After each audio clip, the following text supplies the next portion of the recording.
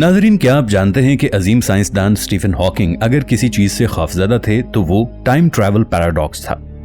वो डरते थे कि कहीं ऐसा ना हो कि आने वाले वक्त में कोई शख्स टाइम ट्रैवल करके हमारी दुनिया में आए और हमारी दुनिया को नीस्तो नाबूद कर दे।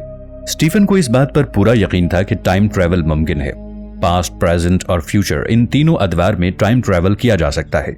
लेकिन स्टीफन हॉकिंग्स का मानना था कि पास्ट में ट्रैवल करने से दुनिया तबाह हो सकती है। अगर किसी ने पास्ट में महज 1 मिनट के लिए टाइम ट्रैवल किया तो वो शख्स भी दुनिया को खतरे से दो चार कर सकता है। दोस्तों, अब आप सोचते होंगे कि महज 1 मिनट पीछे जाने से दुनिया कैसे तबाह हो सकती है।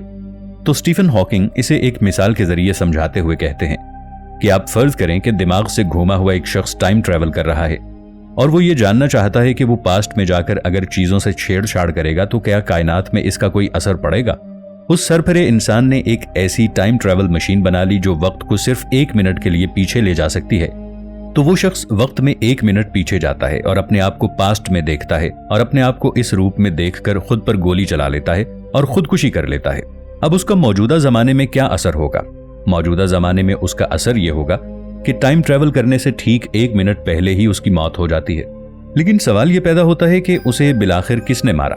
दोस्तों, आपके जहन में ये बात लाजमी आई होगी कि अभी तो 1 मिनट पहले पास्ट में जाके उसने अपने आप को गोली मारी थी। लेकिन यहां फिर एक सवाल पैदा होता है कि उसके टाइम ट्रैवल करने से 1 मिनट पहले उसकी मौत वाक़ई हो गई थी, तो अब वो टाइम ट्रैवल कैसे कर सकता है? अगर वो टाइम ट्रैवल कर ही नहीं सकता तो 1 मिनट पीछे जाकर अपने आप को गोली कैसे मार सकता है? उसने अपने आप को गोली मारी ही नहीं तो उसकी मौत कैसे होगी? वो कौन था जिसने उसे मारा? दोस्तों, हमारी कायनात कुछ उसूल जवाबित पर चलती है। कायनात के अपने कुछ उसूल हैं जिनको तोड़ा नहीं जा सकता। खला में किसी भी वाक़े को रूनुमा होने के लिए किसी ठोस वजह का होना बहुत जरूरी है। बगैर किसी ठोस वजह के कोई भी वाक़या रूनुमा नहीं हो सकता। बिल्कुल इसी तरह पास्ट में ट्रैवल करके हम अपनी चीजों को बदल नहीं सकते। अगर हम पास्ट में ट्रैवल करके चीजों को छेड़छाड़ करें तो हम कायनात के उसूल जवाबित को तोड़ेंगे, और ऐसा बिल्कुल मुमकिन नहीं कि हम कायनात के उसूल जवाबित को तोड़ सकें। और अगर ऐसा मुमकिन हो भी तो यह दुनिया खतरे से दो चार हो जाएगी। अब हम अपने पिछले सवाल की जानिब दोबारा लौटते हैं और सोचते हैं कि वो कौन शख्स था जिसने इस पागल आदमी को मारा। दरअसल इस सिनेरियो में आपको एक बात समझ आ रही होगी कि इस आदमी की मौत वाक़ई हुई है। मतलब वाक़या तो रूनुमा हो चुका है, और इस वाक़े के रूनुमा होने की असल वजह क्या है, ये असल वजह डिफाइन नहीं हो पा रही। जैसा कि मैंने आपसे अभी कहा कि इस कायनात का उसूल है कि किसी वाक़े के रूनुमा होने के लिए किसी ठोस वजह का होना जरूरी है। इसे इफेक्ट्स कोर्स कहा जाता है।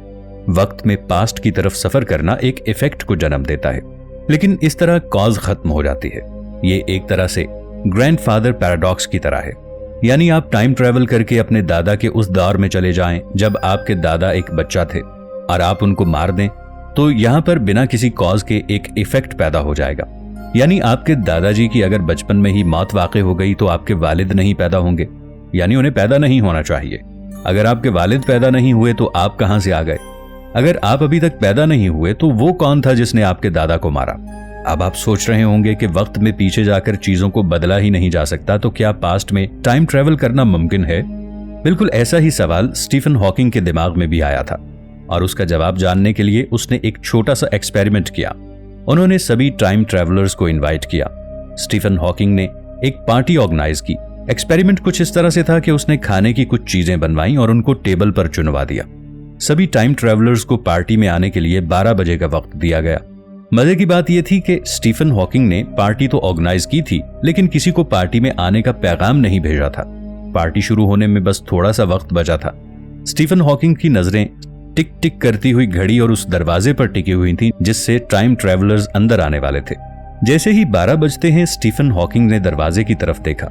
कुछ वक्त गुजरा मगर स्टीफन हॉकिंग की पार्टी में कोई नहीं आया। जब पार्टी खत्म हो गई तो स्टीफन ने टाइम ट्रैवलर को पार्टी में बुलाने के लिए इनविटेशन भेजा, जिनको इंटरनेट पर सर्कुलेट किया गया। स्टीफन हॉकिंग की पार्टी का इनविटेशन आज भी जारी है। आप अपनी स्क्रीन पर स्टीफन हॉकिंग के इस इनविटेशन को देख सकते हैं कि पास्ट में पार्टी कौन सी जगह पर हो रही है। इस जगह के कोऑर्डिनेट, डेट, टाइम मौजूद हैं। अगर आप टाइम ट्रैवल करके पास्ट में जा सकते हैं तो मान लें कि वहां अजीम साइंसदान स्टीफन हॉकिंग आपका इंतजार कर रहे हैं। आप उनकी पार्टी में जरूर जाएं। कहीं आप स्टीफन हॉकिंग की पार्टी में सचमुच जाने का तो नहीं सोच रहे? अगर आप ऐसा सोच रहे हैं तो वहां जाने से पहले इस पैराडॉक्स के बारे में जान लें, जो कि ग्रैंडफादर पैराडॉक्स से भी ज्यादा खतरनाक है। अगर हम ग्रैंडफादर पैराडॉक्स की तरफ जाएं तो इसके मुताबिक गुजरे हुए वक्त में जाना मुमकिन नहीं है। फर्ज करें अगर हम गुजरे हुए वक्त में चले भी जाएं तो वहां पर हम जाकर चीजों को बदल नहीं सकते। अगर हम चीजों को बदलने की कोशिश करेंगे तो हम वक्त के उस भंवर में फंस के रह जाएंगे। वक्त की इस लाइन में हम कोई छेड़छाड़ नहीं कर सकते। अगर हमने ऐसा किया तो वक्त ही हमें इस वाकये को रूनुमा करवाने के लिए मोहरा बना देगा। इस चीज को प्रीडेस्टिनेशन पैराडॉक्स के जरिए समझाया गया है और आइए इसे हम एक एग्जाम्पल के जरिए समझते हैं। फर्ज करें आपका दोस्त गाड़ी के जरिए बहुत तेजी से कहीं जा रहा है। अचानक उसका ध्यान कहीं भटक जाता है और उसकी गाड़ी किसी दरख्त से जा टकराती है और इस एक्सीडेंट से आपके दोस्त की मौत वाक़ई हो जाती है। अल्लाह ना करे कभी ऐसा हो, लेकिन प्रीडेस्टिनेशन पैराडॉक्स को समझाने के लिए ये एक एग्जाम्पल दी गई है। जब आपको आपके दोस्त की मौत की खबर मिलती है तो आपको इंतहाई दुख होता है, लेकिन खुशकिस्मती से आपके पास एक टाइम मशीन है जिससे आप पास्ट में सफर कर सकते हैं। आपने सोचा क्यों ना पास्ट में सफर करके अपने दोस्त को बचा लिया जाए। आप अपनी टाइम मशीन के जरिए पास्ट में सफर करके उस जगह पर पहुंच जाते हैं जहां आपके दोस्त का एक्सीडेंट होने वाला है। आप देखते हैं कि आपका दोस्त बहुत तेज रफ्तार गाड़ी चलाता हुआ आपकी तरफ बढ़ रहा है। आप अपने दोस्त को गाड़ी रोकने का इशारा करते हैं ताकि उसकी गाड़ी दरख्त के साथ न टकराए। दोस्त का ध्यान आपकी तरफ आता है कि आप उसे रोक रहे हैं, लेकिन गाड़ी की रफ्तार इतनी तेज थी कि आपके दोस्त का ध्यान आपकी तरफ से भटक गया। वो गाड़ी संभाल नहीं पाया और गाड़ी सीधा दरख्त से जा टकराई और इस तरह आपके दोस्त की मौत वाक़ई हो गई।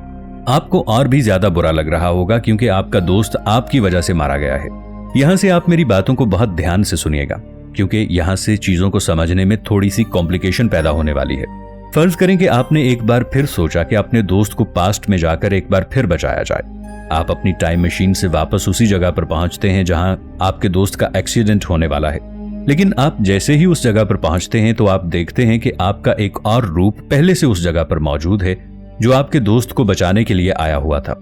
आप देखते हैं कि आपका दोस्त बहुत ही तेज रफ्तारी से आ रहा है और आपका पहला हमशक्ल अपने दोस्त को रोकने के लिए बहुत तेजी से और जोर जोर से आवाजें दे रहा है। आपने सोचा कि अगर आपके दोस्त ने आपके पहले हमशक्ल की आवाज सुन ली तो उसका ध्यान भटक जाएगा और वो गाड़ी को पेड़ के साथ टकरा देगा। इसी वजह से आप अपने हमशक्ल को चुप कराने के लिए उसकी तरफ दौड़ते हैं।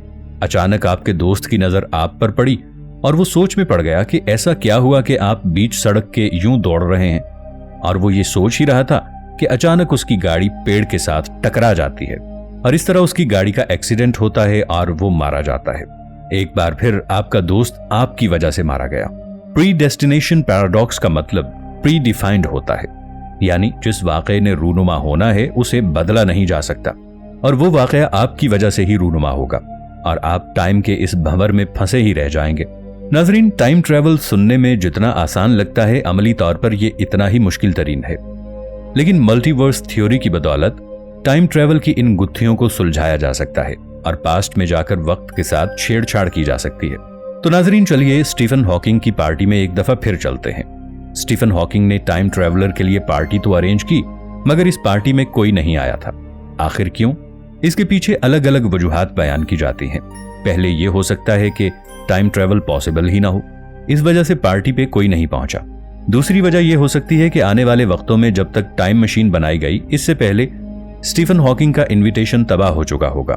उस वक्त से स्टीफन हॉकिंग ने जिनको पार्टी पर इनवाइट किया उनके बारे में मालूमात हासिल नहीं हो सकी। तीसरी बड़ी वजह यह होगी कि हो सकता है कि गुजरे हुए वक्तों में हम इंसान ज्यादा देर तक सरवाइव न कर पाए हों, कोई वर्ल्ड वॉर लड़कर खत्म हो चुके हों और इस तरह माजी के इंसानों को टाइम मशीन बनाने का मौका ही ना मिला हो। चौथी बड़ी वजह यह हो सकती है कि टाइम मशीन सिर्फ आने वाले वक्त के बारे में ही पता बता सकती है, गुजरे हुए वक्त का नहीं। पांचवी बड़ी वजह यह हो सकती है कि हो सकता है कि टाइम ट्रैवलर को टाइम ट्रैवल के पैराडॉक्स का डर हो और इसी वजह से वो जानबूझकर स्टीफन हॉकिंग की पार्टी में न आए हों। और छठी बड़ी वजह यह हो सकती है कि स्टीफन की पार्टी में सभी टाइम ट्रैवलर्स पहुंचे थे और उन्होंने पार्टी भी अटेंड की थी, लेकिन वो रियलिटी एक नई टाइमलाइन पर चल पड़ी थी जिसे हम मल्टीवर्स कह सकते हैं। वजह चाहे जो भी हो, स्टीफन की पार्टी इस बात का सबूत है कि हो सकता है आने वाले वक्त में अभी तक टाइम मशीन बनी ही ना हो। लेकिन आप परेशान मत हो, आप चाहें तो अपने गुजरे हुए वक्त को देख सकते हैं।